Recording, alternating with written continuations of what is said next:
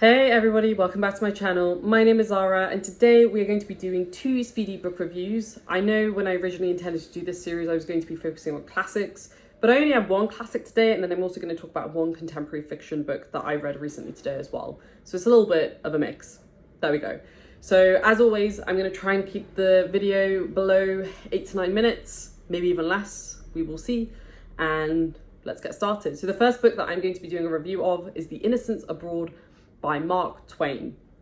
I had zero expectations going into this book, and I have to say it was a very pleasant surprise. The thing about this book is that it gets a lot of hate because it's very insensitive. It is not the most politically correct book that has ever been written. This book is chronicling Mark Twain's adventures when he left the US for the first time, going across Europe and Africa and parts of the Middle East as well. I think that's the key thing to bear in mind, is that he was an American, he was leaving his country, his comfort, for the first time, and he was being exposed to this world that he had never seen before. And what we hear from him and what we read are his, I think, very honest thoughts about the experiences that he had. What you'll see often is if you go on Goodreads and you look at the reviews of this book, the reviews are generally very negative because people accuse him of being racist, people accuse him of being misogynistic, people accuse him of being culturally insensitive, and to an extent they are right, but we have to remember the context in which this book was written. And that is the key thing that I really want to stress. If you're going to make a comment about the fact that I'm reading books that are like potentially considered to be racist or, discriminatory against minorities, please don't watch my channel, because it is critical to remember the time in which a book was written. If you do not agree with that, then you can go and watch a review somewhere else, or go and watch my other reviews if you would prefer. I really enjoyed this book because what it gave to me as an ethnic minority who lives in Europe, it gave me this very fascinating insight into how Americans thought about the outside world during that period of history in the 18th century. And I think that is absolutely fascinating. I laughed out loud many times throughout this book, and I just laughed at the ignorance, because the ignorance is quite funny. And I think a lot of people today, even in America and maybe even other parts of the world, probably still hold some of these views. And that in itself is fascinating and a really interesting insight into history and how the world has advanced in certain ways and how it hasn't in other ways. If you want a really great snapshot into the way that Americans thought, and probably other groups of people too in a similar vein, into different countries across Europe and Africa, from Morocco to Spain to Italy to France to Turkey, then this is a really great way to hear that directly from the horse's mouth. So I loved it, and I will be recommending this till the end of time, and I think everybody should pick it up. And I think if you're an ethnic minority, if you're an ethnic minority, or if you're somebody from Europe or from one of the countries that I listed, you should go and read this book. It is a fascinating insight into the way people perceive different cultures. And I personally love that stuff. Even though I don't obviously necessarily agree with what he's saying, and even though some of what he says is very offensive, you can't help, through a modern lens, look at it in that way, because, we are a very diverse world that we live in, especially in somewhere like the UK, where you see people from everywhere, and it's amazing. The last thing that I'm just going to add on this one is that the world building is really rich. Like, you really feel like you're in these countries. I've been to most of the countries that Mark Twain goes to in this book.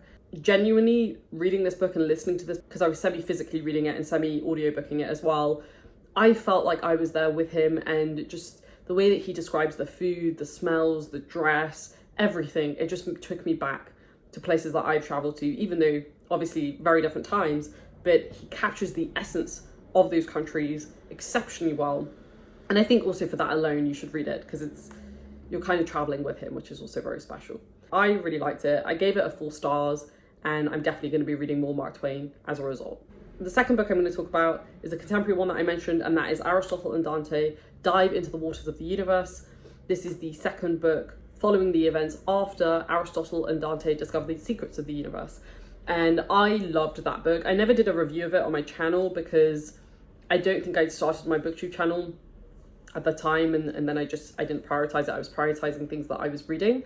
But oh my gosh, this book is like so emotional. The reason why I really loved the first book is that it was about identity, it was about love, it was about discovering yourself, discovering who you are in a cultural context, discovering who you are in a familial context, and then discovering who you are as an individual alone. And my gosh, that book to this day still makes me feel very emotional. I do not cry in books, but there were multiple moments in that book where I got very, very emotional, and it stuck with me to this very day. So I was a little bit nervous when I heard about Aristotle and Dante dive into the waters of the universe, because I didn't know if it really needed a second book, but I have to say, Benjamin Saenz killed it. Absolutely killed it. It's not a necessary need. Like, I don't think you have to read it. You know, it's basically just a progression from book one. We are following this, you know, the main character, Aristotle. It's all through his perspective. And we are learning more about him as he comes to terms with certain things in his life, about certain revelations that he's learned about himself. And it's just very emotional. It's very touching. It feels very special.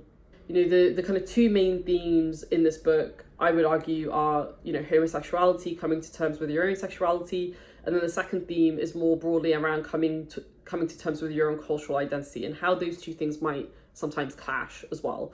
I am not gay, but I have multiple people in my life who are. And I have to say, like, these two books, so I'm doing a review of the second book, but I'm really telling you to go and read the first book if you haven't read it. The point that I'm trying to make is that these books opened up a world to me that I am just completely unfamiliar with in certain ways. I think there's a lot of similarities between different minority groups, whether you're, you know, the color of your skin is different, or whether you are from a different socioeconomic background, or whether you are gay or not, or whether you're on the spectrum of sexuality. Like, it doesn't, you know, all minorities have that in common, right? You are a minority, and therefore some of the struggles that you will go through are very similar.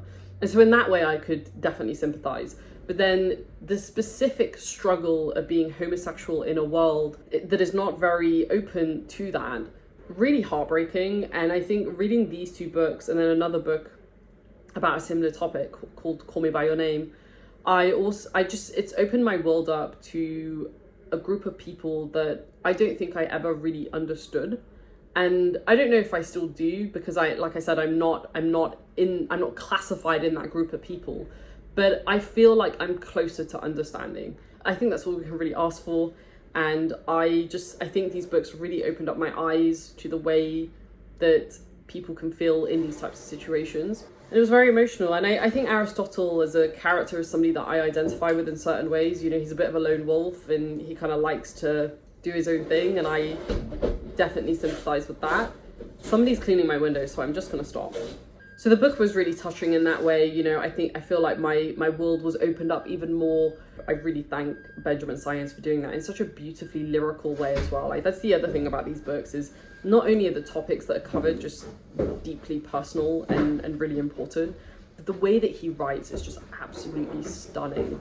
Like, the books are addictive. I finished that book in a couple of days, and you know, for me, my reading has been quite tough. And I read this book very quickly, and I think that's just a testament to the way that he writes. It was just really great to be back in this familiar world, these familiar characters, with this familiar story.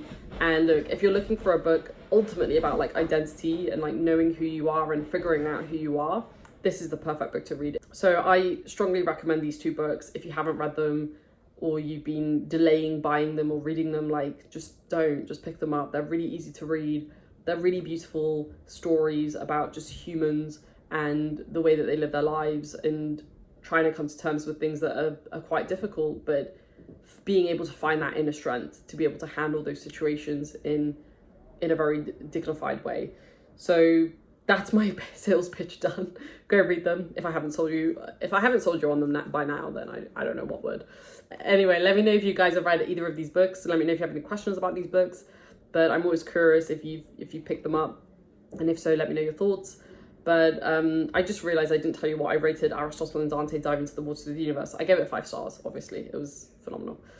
Let's take the conversation down below. Let me know what you thought. Stay safe, take care, and I will see you in the next video. Ciao, guys.